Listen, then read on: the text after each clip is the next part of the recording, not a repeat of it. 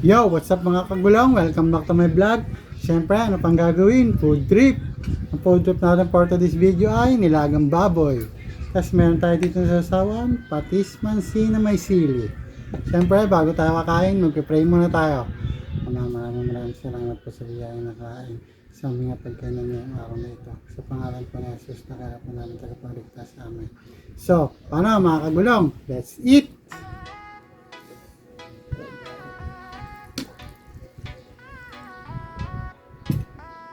Tapos, gulay.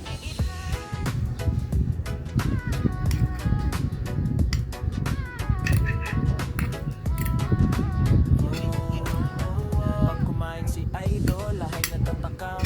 Sa bawat subo may linamnam. Mga viewers niya, laging nakaabang. Pati yung mga haters niya na walang alam. Kahit simpleng ulam, nagiging espesyal. Dahil First sa bite mga kagulong. kaya't natural, hindi mayabang, solid makisama. Kaya maraming Quality. ang sumusuporta. Kada upload ay nakakagutom. Mapapakain ka nang wala sa oras. Busog ka na nga, sol pa sa aliwan. Ano pa hinihintay, kainan na naman. Pagtunog intro, tara nang manood. Unico vlog, always all good. Ito, pete. Pete bagyo. Kung wala kang gana, ako sa'yo tutulong. Kahit simple lang putahe, nagiging Ito, masarap. Gulay man o karne, basta nasa sarap ng gulay, ulam na. Gulay pa lang, ulam na.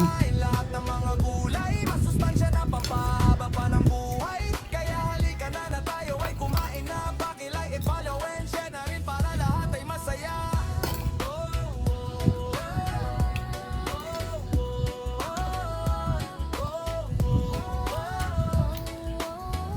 Automatic good vibes ang dala-dala. Hindi lang pagkain ng kanyang content. Kasama ang respeto at pagrarap.